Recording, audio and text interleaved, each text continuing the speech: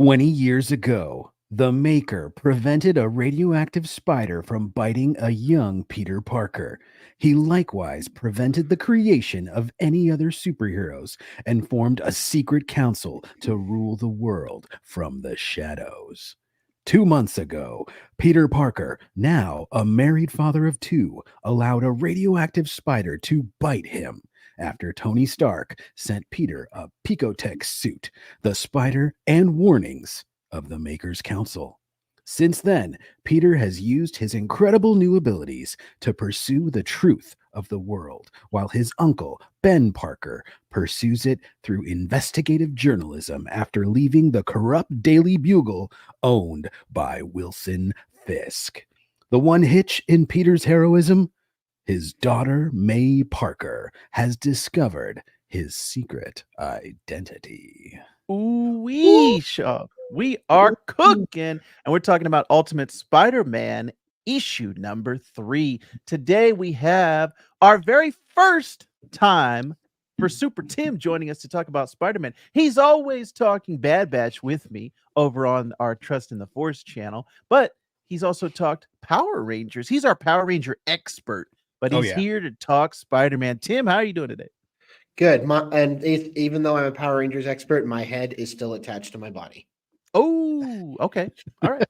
Excellent, Tim. Well, I'm glad you're here to talk Ultimate Spider-Man. Actually, real quick, before we get into issue 3, Tim, why don't you tell the listener, the viewer, what you thought about issues 1 through 2 of Ultimate Spidey? I feel like this week, as far as Marvel is concerned, I feel like I'm playing catch up.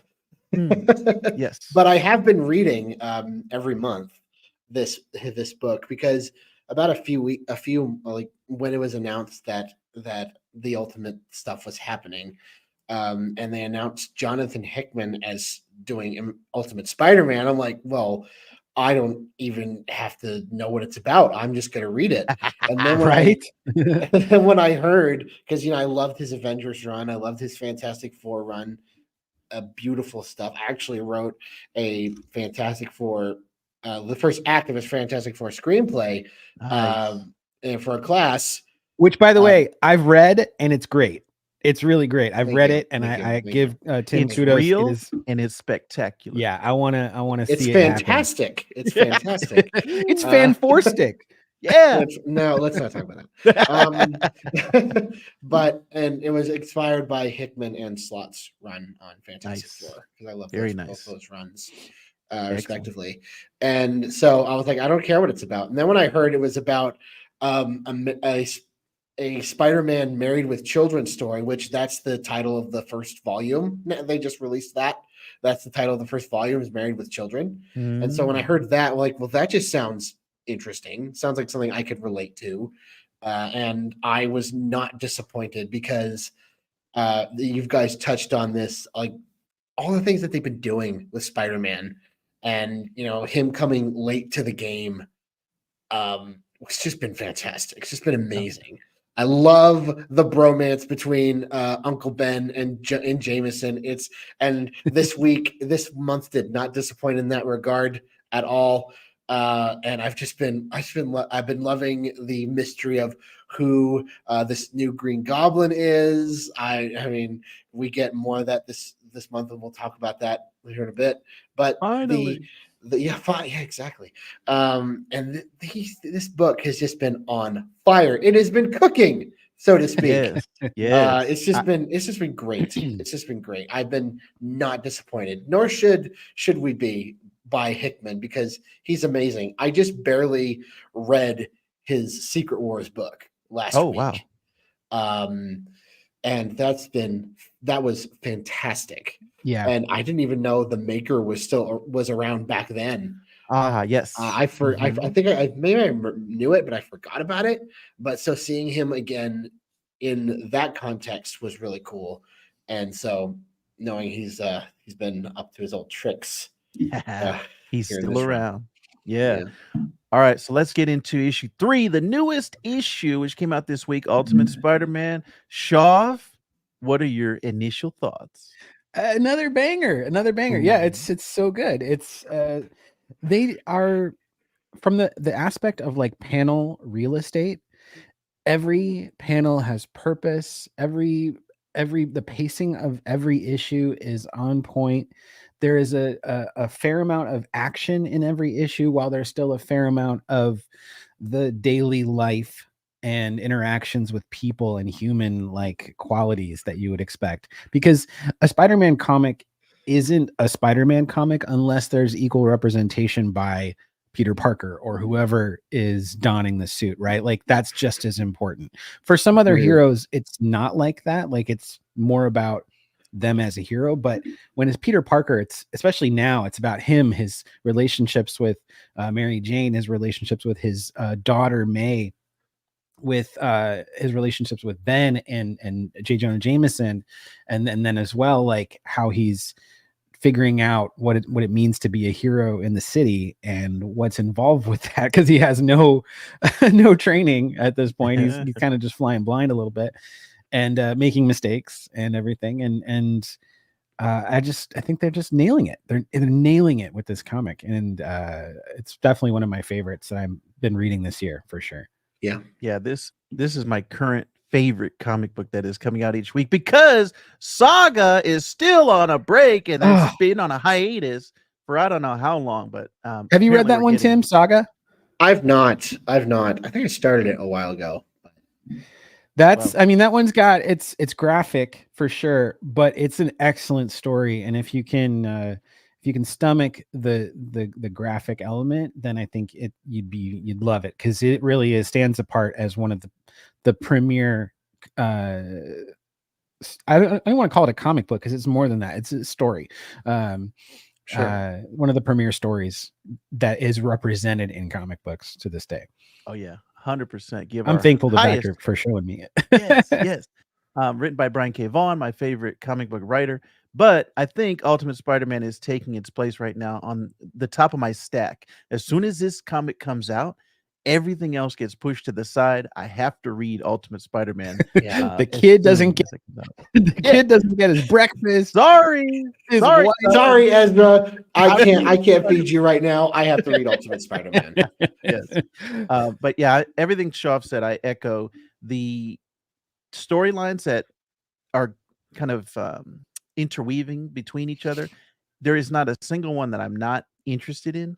Mhm. Peter and the daughter trying to figure out, like, okay, what are we going to do with this new spider suit, like one that doesn't scare her. Loved those panels. Those were so funny to me, because how often have we seen this in Spider-Man, where Spider-Man's like, what is my costume going to look like? I think of this, I think it was when Ben Reilly was Spider-Man, but he was trying to figure out his new suit, and there's this huge page where Ben Reilly is just like, and looking up, and there's all these different spider suit designs, and that's what that made me think of. And going through all these different designs, like, no, it's too blue. No, now it's too much. Now it's too much red. It needs a mixture until finally we get that classic Spider-Man costume. They even had the classic spider from the Stan Lee Ditko run from the 60s, which I really appreciated, because, modern Spider-Man suits have a different kind of spider look to it. Right. So that was really cool that they did that. And I loved the page where you have Spider-Man with May on his back. Reminded me of Across the Spider-Verse. Yes. Yeah. Very much kind of echoing a lot of different spider stuff. And like you said, each one of those suits that they showed was a kind of an homage to a previous Peter Parker suit from 616. So I'm really loving kind of the Easter eggs and the things that about Spider-Man just from your other, media and other spider consumption. You're getting more of it in this Ultimate Spider-Man book. But man, the bromance between J. Jonah Jameson and Ben Parker, it still gets me. Like, they could have their own side comic, and I would read that, even if Peter wasn't in it. Let's have a Jameson and Uncle Ben one shot. Yeah, come on, Hickman, make it happen. Make it happen. I love that. Sign me up. Yeah, I'm loving all of the things that are going on between those two, and we, as Tim alluded to, we finally got the reveal, which we had been speculating on, Shoff and I, in our previous episodes. We pretty much said, okay, we know it's Harry, right? Right? I was Yeah. like 99.7% sure, but now we finally get the actual reveal. It is Harry Osborn in this universe. So, Tim, what did you think about that reveal, and what does that mean for this universe? Well, let's backtrack a second because what made that reveal so cool was the fact that, Bullseye's targeting the Goblin, right? And he's not working for Fisk, which, in comics and in other media, Bullseye has traditionally worked for the Kingpin. And so to say I'm not working for Fisk, I'm working for someone higher, and that was crazy. Yeah, And well, just to piggyback off of that, like you're saying, to prove that Fisk is himself a puppet and a pawn, and that ultimately, I believe what they're kind of implying is that Bullseye is um, placed in this position of power by the Maker's Council, right? That's Right. kind of hmm, the assumption, because that's sort of like the secret society that's sort of ruling the world from the shadows. Right. right. And we have to feel that that like the Maker's fingers on the pulse of everything that's going on right now. So like Yeah. I feel like that's the most likely outcome of what they're leading towards as like the big bad, if you will. So but that's really cool because usually Kingpin is the one on top. Like it's Right. it's not normal to have this situation, but loving it. Go ahead, continue. I just wanted to add that little piece. And then we have Goblin fighting Bullseye, and then we have Spider-Man kind of in the middle, and we've seen these kind of scenes before where Spider-Man is kind of in the middle of this power play and he's trying to take down both bad guys, but then they switch it on us where this was a plan by the Goblin and Spider-Man to take down Bullseye. And I loved that. Like what the heck is happening? And then, Goblin just uses technology to take off Spider-Man's mask, which was cool, which was great. Was awesome. I loved that. And then when they reveal that it's Harry and they say, "Hi, I'm Peter. Hi, I'm Harry," I forgot that they have not met yet In this when universe, this happened. right? Yeah. In I this thought Earth. maybe that friendship that has always been there in previous iterations of these characters was still there, and then like, oh, this is the first time that Peter and Harry have met, and like, what's gonna happen next? Right.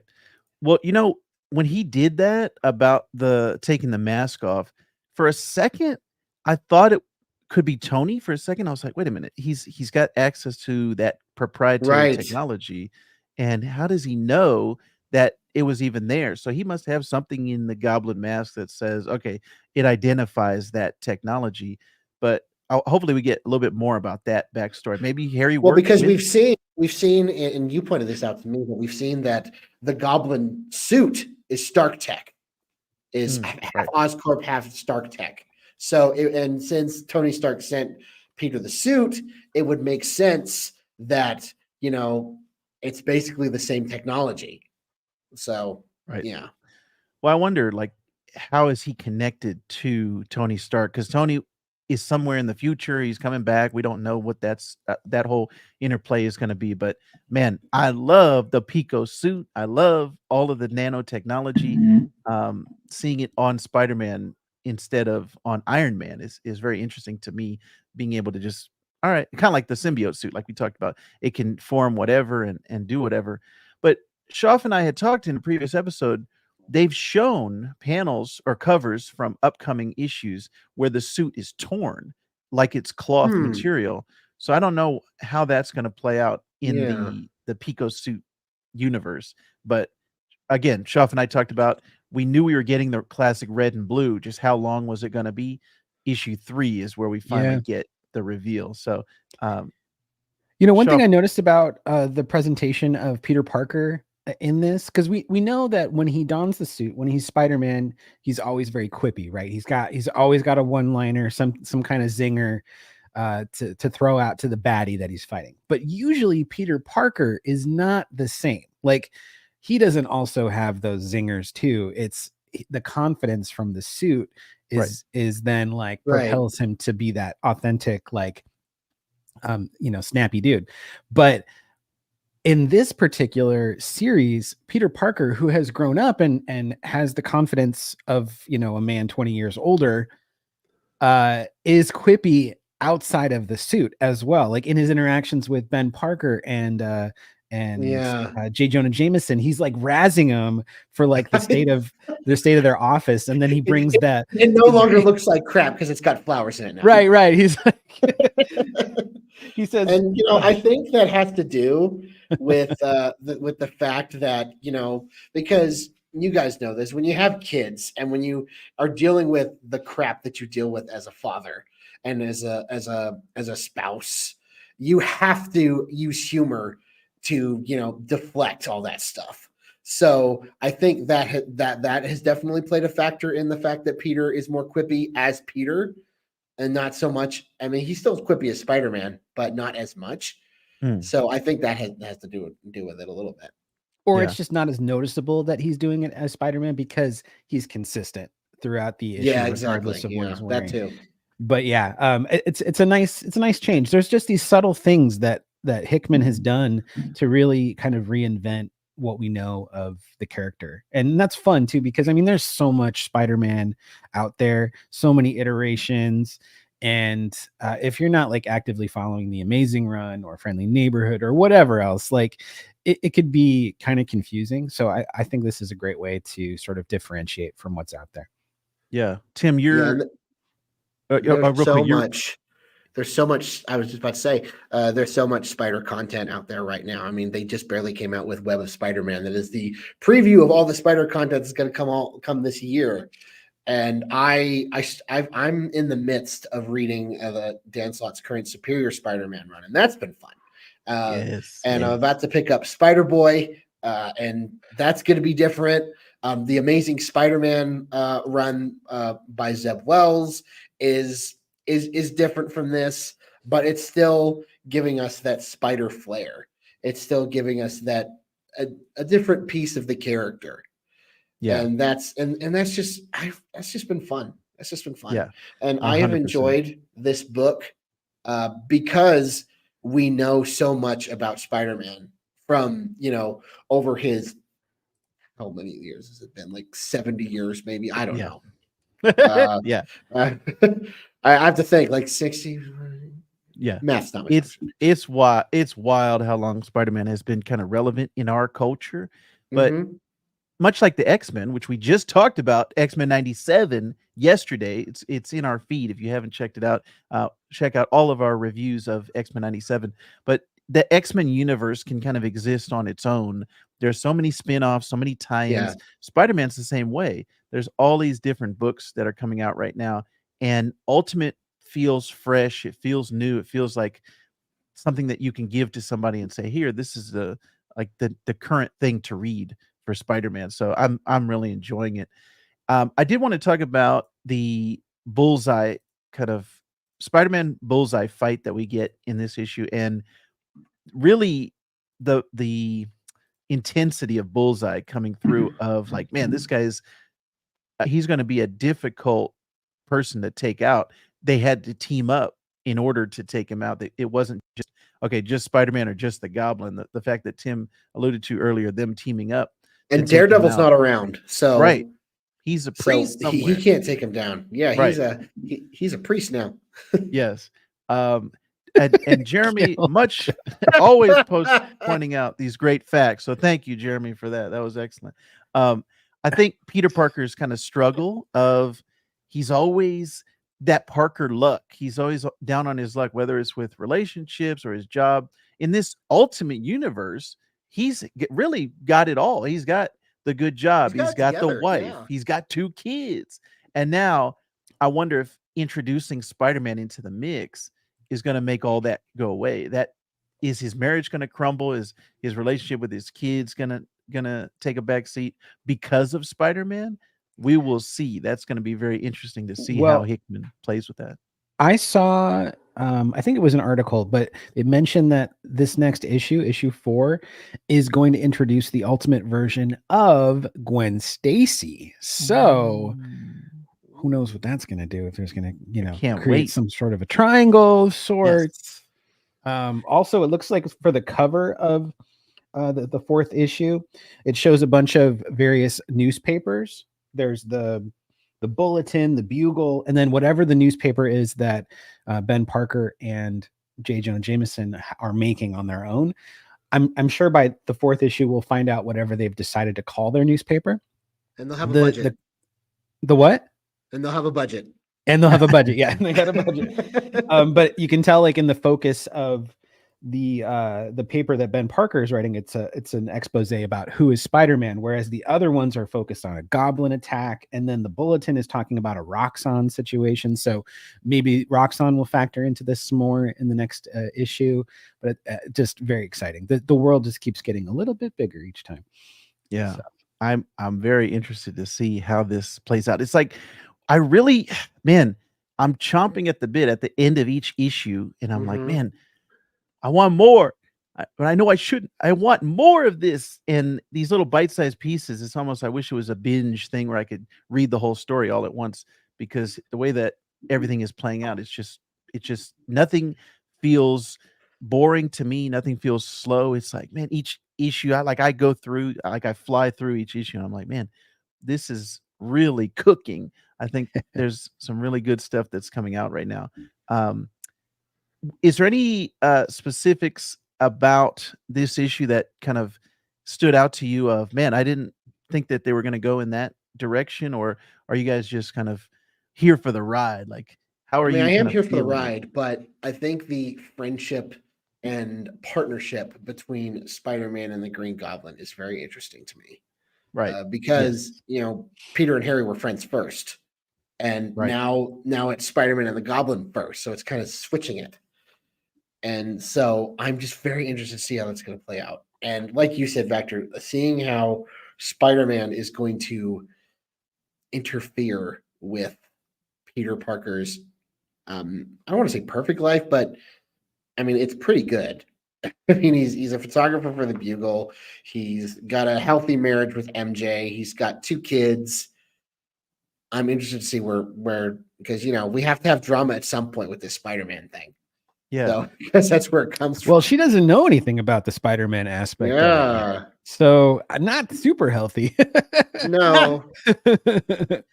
That is, a random stranger knows his identity in terms of Harry Osborn.